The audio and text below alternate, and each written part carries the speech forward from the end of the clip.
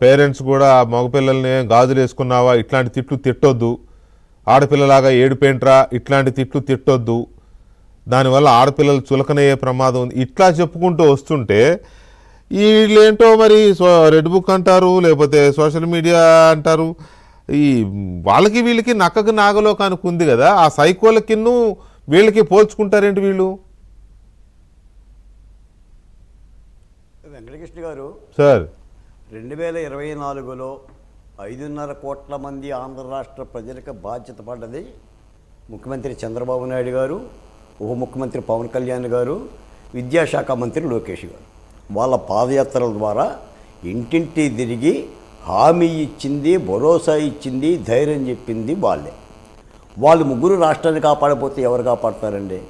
లోకేష్ గారు పర్యవేక్షిస్తే తప్పేంటండి? మీకు మాట చెప్తానండి. లోకేష్ గారి నోట, పవన్ కళ్యాణ్ గారి నోట సోషల్ మీడియాలో మహిళలను వేధించే విధంగా పోస్టులు పెడితే తాట చేస్తామన్న తర్వాతే మహిళల మీద హననం వారికి ఆగిందండి. అమరావతి మీద హననం ఆగిందండి. నేను అడుగుతున్నాను, దమ్ముంటే సోషల్ మీడియాలో వైసీపీ వాళ్ళు పెట్టమనండి.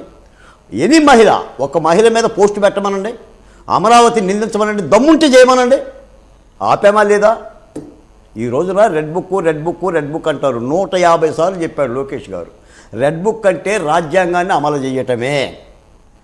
ఒక ఆవేదనలో, ఒక క్రోధంలో తన కార్యకర్తలకి ఒక ప్రేరణగా రేపు అధికారంలో రాగానే మీకు అండగా ఉంటానని చెప్పేసి లోకేష్ గారు చెప్పారు. నిజానికి కక్షపూర్తి రాజకీయాలే కనుక చేపట్టదలుచుకుంటే లోకేష్ గారు కానీ చంద్రబాబు నాయుడు గారు కానీ 18 మాసాల టైం అక్కర్లేదు. 3 నెలల్లో ఇందాక ఇప్పించిన కొడాలి నాని గారు, వల్లభనేని వంశీ గారు ఇత్యాది అందరూ మొత్తం జైల్లోనే ఉంటారు. కొత్త జైలు నిర్మించుకోవాలి.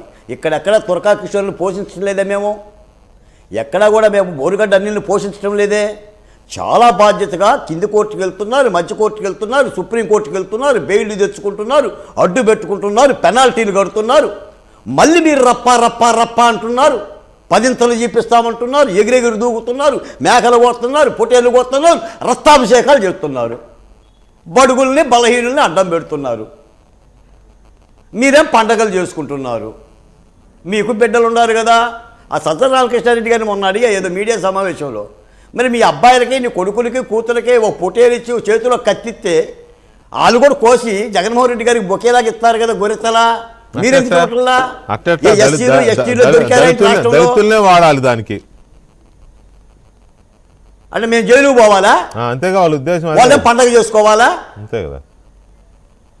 మేనమావం కాబట్టి మిమ్మల్ని వాడుకుంటాడండి. ఈ వెల్లంపల్లి శ్రీనివాస్ గారు చెప్తున్నారు, మేము జోగి రమేష్ గారిని పరామర్శించడానికి వెళ్ళాము మా మిత్రుడు అని అవినాష్ రెడ్డి, దేవినేని అవినాషు, మల్లాది విష్ణు గారు చెప్తున్నారు. వెళ్ళి ఏం పరామర్శించారు? ఎవరిని పరామర్శించారు?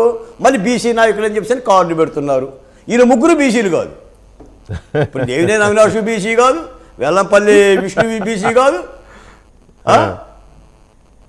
వీళ్ళు బీసీలు కాదు, బీసీ నాయకులని బీసీలు కాదు వాళ్ళు చెప్తున్నారు. ఏంటిది ఇది? అంటే బడుగుల్ని బలహీనల్ని అడ్డం పెట్టేసి, కోపోద్రిక్తం చేసి, ఉత్ప్రేరకాలు వాడి. నేను మాట చెప్తాను వెంకటకృష్ణ గారు, బావ కళ్ళల్లో ఆనందం చూడటానికి ఈ మధ్య చాలామంది తయారయ్యారండి. బావ దగ్గర పారితోషికం తీసుకున్నారు కాదు, ఇప్పుడే అసలు విషయం వచ్చింది నాకు. మామూలుగా మీడియాలో ఏం చేస్తామంటే, రేపు ఏదన్నా పెద్ద ప్రోగ్రాం ఉందనుకోండి, సపోజ్ ప్రధాని పర్యటన, లేకపోతే ఇంకోటి ఏదో పర్యటన, లేకపోతే చంద్రబాబు నాయుడు రేపు పోలవరం వెళ్తున్నారు, ఇట్లాంటి, లేకపోతే గతంలో జగన్మోహన్ రెడ్డి రేపు విశాఖపట్నం వెళ్తున్నారు, ఏదో పర్యటన చేస్తారు కదా, ఆయన కూడా చేస్తాడు కదా, పరదాలు కట్టుకున్న పర్యటన చేశాడు కదా. అప్పుడు ఏం చేస్తామంటే, మేము ముందు రోజు కర్టెన్ రైజర్ స్టోరీస్ అని ఇస్తాం. అంటే రేపు ఇది జరగబోతోంది అని, ఎందుకు ఏంటి దానికి సంబంధించిన విశ్లేషణతో కూడిన స్టోరీ ఇస్తాం. 2-3 సార్లు వేస్తాం. రాత్రి 9 గంటల బులెటిన్లో మస్ట్గా వేస్తాం, ప్రైమ్ బులెటిన్ కాబట్టి. నాకు ఇప్పుడే మా వాళ్ళు మెసేజ్ ఇచ్చారు, ఏంటయ్యా అంటే, ఈ 2 రోజుల నుంచి కలుగులోంచి వీళ్ళందరూ బయటకు వచ్చి ఇలా మాట్లాడ కర్టెన్ రైజర్ అనమాట ఇది. రేపు జగన్మోహన్ రెడ్డి గారి ప్రెస్ మీట్ ఉందంట. పార్టీ వాళ్ళు ట్విట్టర్లో వాళ్ళ అఫీషియల్ రేపు వాళ్ళ నాయకుడి ప్రెస్ మీట్ ఉంది కాబట్టి 2 రోజుల నుంచి కర్టెన్ రైజర్ ఇవి ఇస్తున్నారు. ఆ ప్రెస్ మీట్కి ఎట్లాగూ వాళ్ళే ఉంటారు, వాళ్ళ మీడియానే పిలుచుకుంటారు. ఏమన్నా ప్రజల మీడియాని పిలుస్తారా? మా అలాంటి మీడియాని పిలవరు కదా.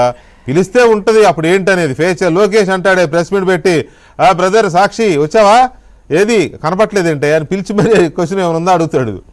అట్లా అడుగుతారా జగన్మోహన్ రెడ్డి గారు? పిలవనే పిలవడు, ఇంకేం అడుగుతాడు? మాట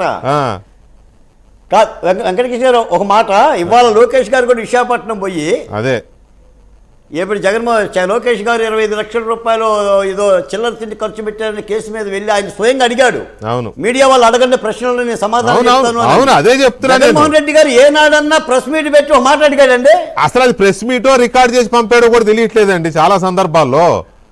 అదో పెద్ద మాకు సస్పెన్స్ థ్రిల్లర్ అయిపోతా ఉంది ఎవ్రీ టైం. ఒకవేళ పెట్టినా వాళ్ళే ఉంటారు, వాళ్ళ మీడియా వాళ్ళు లేదా వాళ్ళ అనుకూల మీడియా వాళ్ళే ఉంటారు, ఒక 5-6 ఉంటారు. అట్ట మాకు తెలియదు ఎవరు ఉంటారో కూడా. తర్వాత ఎప్పుడో ఫీడ్ ఇస్తారు, అది వాడతాము. వాళ్ళకంటే మేము ఎక్కువ లైవ్ ఇస్తాం, ఎందుకంటే అందరికీ సమంగా ఇవ్వాలి అనేది మా ఎండి గారు రాధాకృష్ణ గారి పాలసీ. ఎవరైనా సరే ఏ పార్టీ అయినా సరే మనం అందరివి ఇవ్వాలి, అందరికీ సమ ప్రాధాన్యం ఉండాలి అనేది. జగన్మోహన్ రెడ్డి గారి లైవ్లు చూడండి మీరు, మేమే ఎక్కువ ఇస్తాం. ముఖ్యమంత్రిగా ఉన్నప్పుడైతే కంప్లీట్ ఇచ్చేవాళ్ళం. ఇప్పుడు ఆయన ప్రతిపక్ష నేత హోదా కూడా లేదు, ఎమ్మెల్యేగా ఉన్నారు, అయినా కూడా మ్యాక్సిమం ఇవ్వాల్సిన దానికంటే ఎక్కువ ప్రయారిటీ ఇస్తున్నాం. ఓకే, అది పక్కన పెడితే గఫూర్ గారు ఇక్కడ ఇవాళ లేటెస్ట్ డెవలప్మెంట్ టైం అయిపోతుంది, ముగించండి ప్లీజ్, ముగించండి తొందరగా. ఇప్పుడు అందరికీ శకునాలు చెప్పే బల్లి కుడితి తొట్టులో పడిందంట.